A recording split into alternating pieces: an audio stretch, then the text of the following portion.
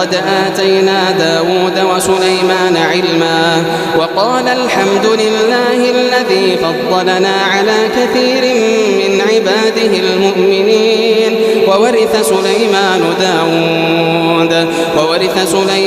داود وقال يا أيها الناس علمنا منطق الطير وأوتينا من كل شيء إن هذا لهو الفضل المبين وحشر لسليمان جنوده من الجن والإنس فهم يوزعون وحشر لسليمان